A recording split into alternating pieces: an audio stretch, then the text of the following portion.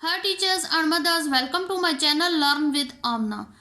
Parts of speech के second part के साथ हाजिर हूँ। पहले पार्ट में मैंने फर्स्ट 4 पार्ट्स ऑफ स्पीच को डिस्कस किया था।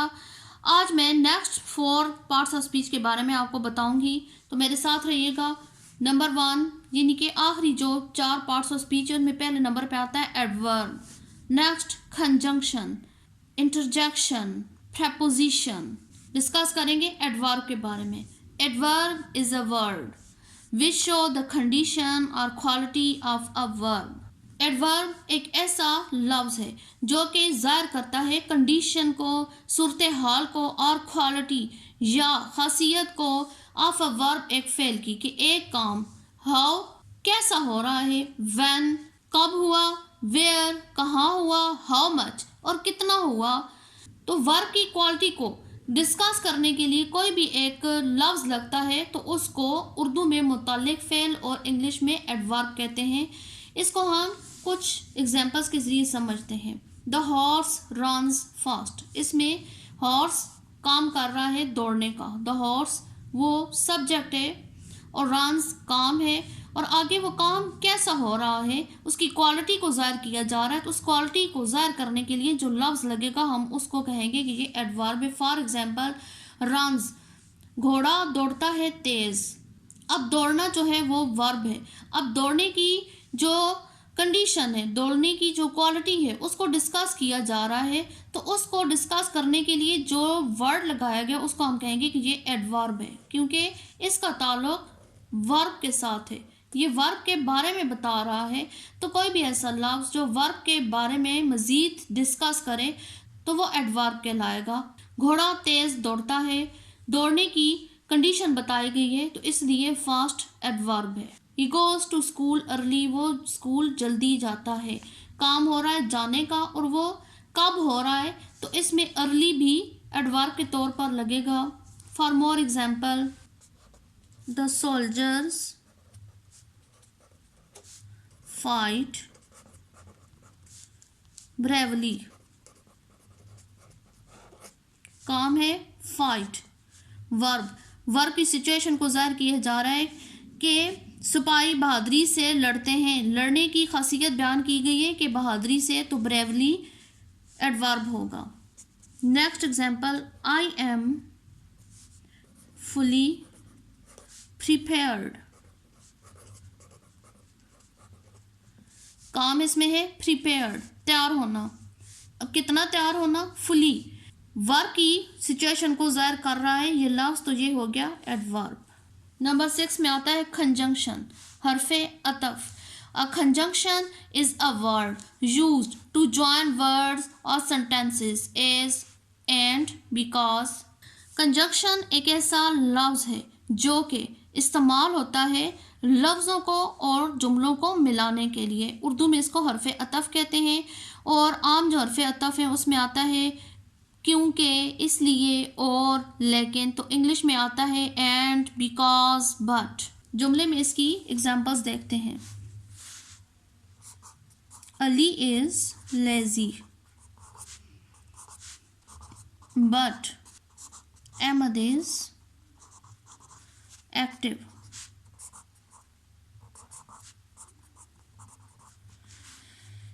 ये एक सेंटेंस है अली इज़ लेज़ी, और ये दूसरा सेंटेंस है अहमद इज़ एक्टिव। इन दोनों को मिलाया गया है बट के ज़रिए, तो इसमें बट हो गया conjunction. Next example, stay here और गो देयर। दो सेंटेंसेस हैं, स्टे हेयर एक सेंटेंस बन गया और गो देयर दूसरा सेंटेंस। इनको कंजंक्शन के ज़रिए मिलाया गया है, तो और जो है वो कंजंक्शन है। I am feeling better after taking medicine। I am feeling better ये एक सेंटेंस हो गया, टेकिंग मेडिसिन ये दूसरा सेंटेंस हो गया। तो इन दोनों सेंटेंसेस को मिलाया गया आफ्टर के ज़रिए, तो आफ्टर कंजंक्शन हो गया। नेक्स्ट इंटरजेक्शन, हरफे फजाइया। An interjection is a word which express the sudden feelings of joy, sorrow or wondering. Interjection एक ऐसा लफ्ज़ है जो कि इजहार करता है एक अचानक आने वाली खुशी का, एक अचानक आने वाली गम के एहसास का, हैरानगी के एहसास को ज़ाहिर करता है, और उस एहसास को ज़ाहिर करने के लिए जो भी लफ्ज़ लगेगा वो इंटरजेक्शन कहलाएगा. फॉर एग्ज़ाम्पल हम इंग्लिश में कहते हैं hurrah, we won the match. Hurrah, हमने मैच जीत लिया. तो इसमें जो लफ्ज़ हुर्रा है वो एकदम से खुशी के इजहार के लिए मुंह से निकला है, तो इसको हम कहेंगे कि ये इंटरजेक्शन है. Alas, she failed in all subjects. अफसोस कि वो तमाम सब्जेक्ट में फेल हो गई. इसमें अफसोस का इजहार करने के लिए एक लफ्ज़ लगा है अलॉस, तो ये इंटरजेक्शन हो गया. For more example, yummy,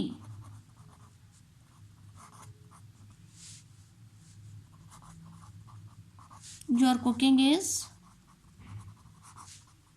very good.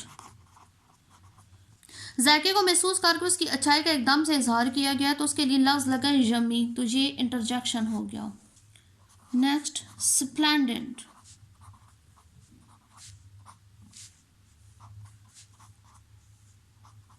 I like your design. शानदार, मुझे तुम्हारा डिज़ाइन पसंद आया. तो इसमें डिज़ाइन को पसंद करने के लिए जो लफ्ज़ इस्तेमाल हुआ है शानदार, तो ये इंटरजेक्शन के तौर पर आया है. लास्ट पार्ट ऑफ स्पीच है preposition. A preposition is a word that shows the relation of noun or a pronoun to something else, as the pink t-shirt is in the closet. preposition एक ऐसा लफ्ज़ है जो कि noun और pronoun का किसी और चीज़ के साथ ताल्लुक़ को ज़ाहिर करता है. For example, the pink T shirt is in the closet. गुलाबी कमीज़ क्लोजेट के अंदर है. इसमें इन प्रपोजिशन है. फॉर मोर एग्ज़ाम्पल,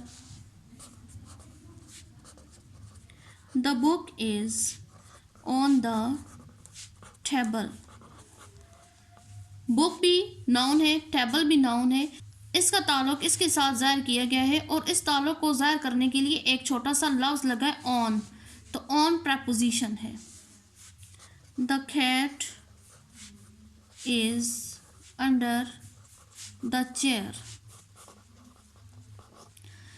कैट एक नाउन है और चेयर एक नाउन है. इन दोनों का आपस में ताल्लुक़ ज़ाहिर किया गया है, और उस ताल्लुक़ को एक लफ्ज़ के ज़रिए ज़ाहिर किया गया है अंडर. बिल्ली कुर्सी के नीचे है, तो अंडर इसमें आ गया है प्रपोजिशन. आई होप आपको पार्ट्स ऑफ स्पीच के ये चारों पार्ट्स भी अच्छी तरीके से समझ आ गए होंगे. ये एक बहुत लंबा टॉपिक है.